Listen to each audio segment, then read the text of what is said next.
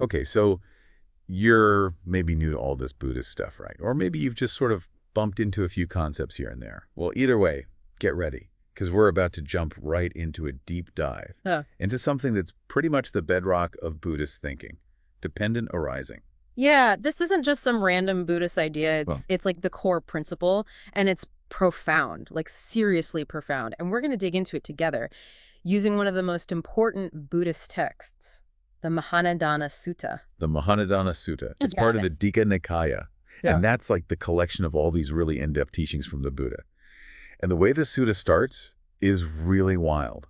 So Ananda, one of the Buddha's closest disciples, he's like, oh yeah, this dependent arising thing is pretty simple, right? And the Buddha's like, whoa, whoa, whoa, hold on a second, Ananda. Absolutely not. He was not having it. He said, and this is a direct quote, "Don't say any such thing, Ananda. Don't say any such thing. This dependent arising is profound, and it appears profound. And it's because they do not understand or penetrate this Dhamma that this generation is tangled up like a ball of twine, afflicted as with an inflammation and matted like reeds and grasses, unable to go beyond samsara with its misery, unhappy destinies, and states of woe." That imagery, tangled twine, inflammation. He's saying that not grasping this fundamental principle is what keeps us trapped in the cycle of suffering. And that's what samsara is. Exactly. The Buddha uses these really powerful images to show us just how important it is to understand this concept. Because if we want to escape that cycle of suffering, we need to untangle that twine. And that's what we're trying to do today, to help you untangle it all. And with us to help us do that is, well, you know who. That's right. Our resident expert Yeah. here to make all this complex stuff make sense. So dependence arising, where do we even start? What's the big idea here? Well, at the heart of dependent arising, which is Paticca-Samuppāda, in the original language, by the way, is the idea of specific conditionality, or idappaccayata. Basically, everything that exists arises because of specific conditions. Nothing just pops into existence out of nowhere for no reason. So it's all connected, like a huge web of cause and effect. Yeah, you could think of it that way, but it's even more specific than that. Like if this one condition is present, then this specific thing will happen. If it's not there, then that thing won't happen. The Mahā Nidāna Sutta is really good at showing this. It uses the structure where it's like, is there a specific condition for X? And then, well, what conditions X? And the Sutta uses this to show us this whole chain of conditions, right? Yeah. Starting with aging and death. Aging and death are conditioned by birth. I mean, think about it. If there were no birth at all, anywhere, in any form, no divine beings being born, no humans being born, no animals being born, would aging and death still happen? No way. So birth is the specific condition for aging and death. Yeah, you can't die if you're never born. Right. That makes sense. So then what causes birth? Well, the sutta says birth is conditioned by becoming. Bhava. Becoming here means like the whole process of coming into being, that drive to move towards a certain state of being. The sutta talks about three main types of becoming. Sense sphere becoming, that's like all our normal everyday desires and experiences. Fine material becoming, that's more about these focused states of mind, often through meditation. And then immaterial becoming, that's like the most abstract, formless states of existence. So if there were no becoming, would birth even happen? No. Okay. So there needs to be some kind of becoming, some process of coming into being before anything can be born. So what drives becoming? Becoming is conditioned by clinging, upadana. Clinging is like holding on to things, attachments. The Sutta lays out 4 types of clinging. Clinging to sense pleasures, that's like enjoying good food or music. Clinging to views, that's when we're super attached to our opinions and beliefs. Clinging to precepts and practices, like being really rigid about rules and rituals.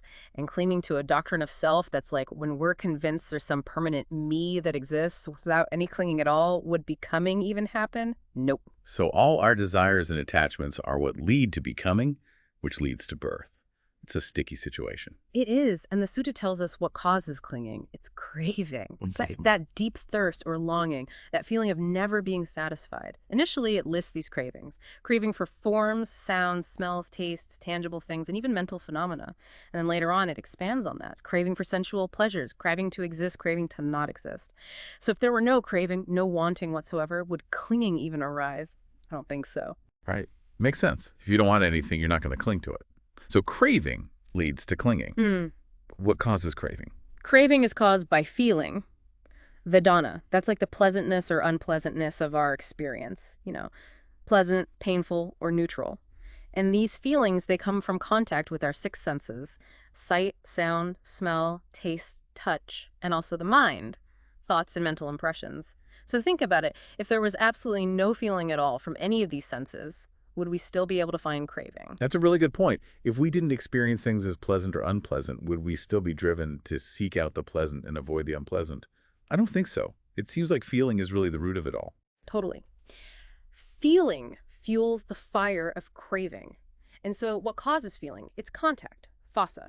That's the meeting point between a sense object, like a sound, a sense organ, like our ears, and sense consciousness, our awareness of hearing. That meeting is contact.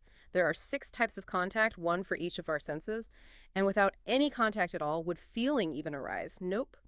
Feeling is like a response to contact. So contact causes feeling. And what causes contact? Contact is conditioned by name and form, namarupa. Now, this is a really important concept. Name and form is like our whole mental and physical existence. Form, or rupa, usually means our physical body and all the sensory stuff we experience, all the stuff we take in through our senses that impact us. Name, or nama, is the mental stuff.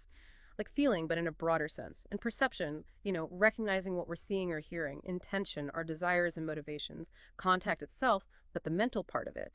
And attention, our focus. It's like name is the software and form is the hardware of being. And the Sutta says there are 2 aspects of contact related to name and form. Designation contact, that's when our minds are labeling and categorizing stuff like, oh, that's a tree.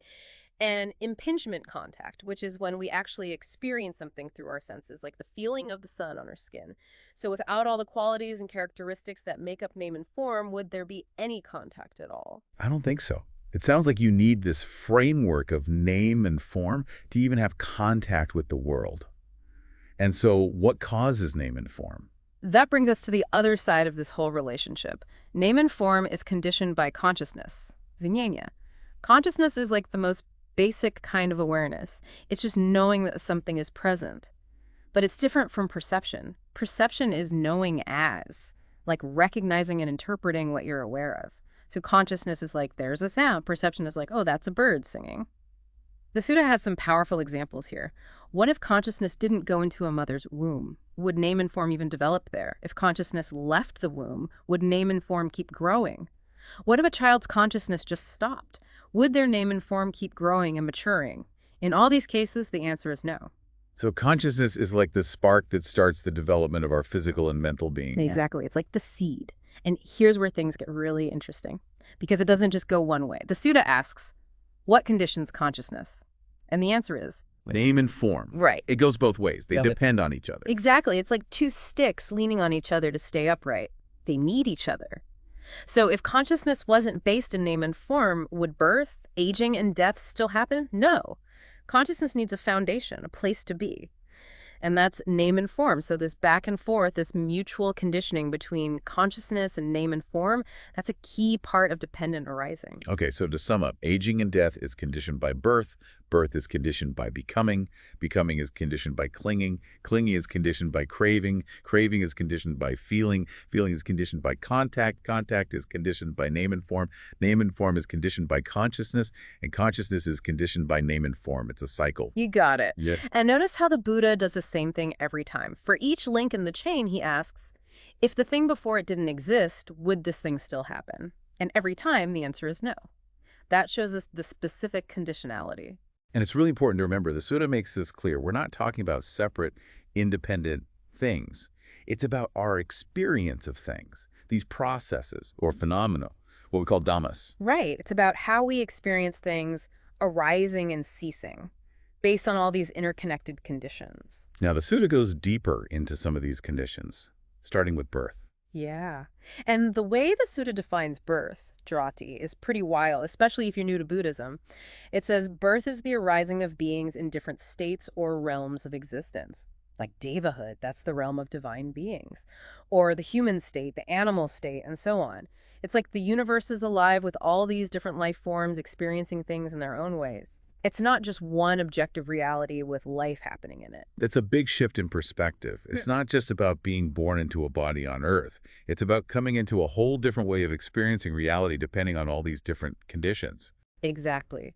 Then the sutta goes on to becoming bhava in more detail. And like we said before, there are these 3 types. Sense sphere becoming, driven by our desire for sensory pleasure, fine material becoming, that's more about meditative states, and immaterial becoming, which is about the most abstract realms of consciousness. These are different ways our consciousness shows up, depending on our actions and states of mind. And then there's clinging, upadana. Those four types: clinging to sense pleasures, views, precepts, and practices, and the idea of a permanent self. That's where we really get stuck, isn't it? Totally. Those are the things that keep us bound to the cycle of dependent arising and the suffering that comes with it. And clinging is fueled by craving, Talno. The sutta goes into detail about craving those six sense objects: forms, sounds, smells, tastes, tangible things, and mental phenomena. It's that constant wanting, that feeling that we're never satisfied, that keeps the whole cycle going. And then there's feeling, Vedana, those pleasant, unpleasant, and neutral sensations we experience. It seems so simple, but it has such a huge impact on what we crave and avoid. Right. Our very first reaction to something, whether it feels good, bad, or neutral, shapes what we want and don't want. But then the sutta does something really interesting. It branches out to show another chain of conditions that all come from feeling. Yeah, this was really fascinating. It starts with feeling leading to craving, but then it keeps going. Craving leads to seeking, trying to get what we want, then actually getting it, then decision-making, deciding how to handle what we've got, then desire and passion, wanting even more, then attachment, a stronger form of clinging, then possessiveness, wanting to keep it all for ourselves, then stinginess, not wanting to share, then protecting, defending what we have. And finally, this all leads to evil, unwholesome phenomena like violence, lying, and conflict. What's so interesting here is how the sutta uses dependent arising to explain the root of our actions, whether they're good or bad. It's not just some abstract idea. It shows how our inner world, even something as simple as a feeling, can have really big consequences. It can lead to actions that cause harm and suffering for us and others. It really shows how our mind and our actions in the world are connected.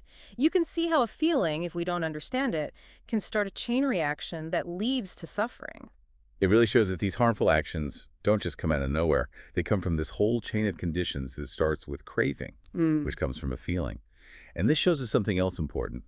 Dependent arising doesn't just happen in one straight line.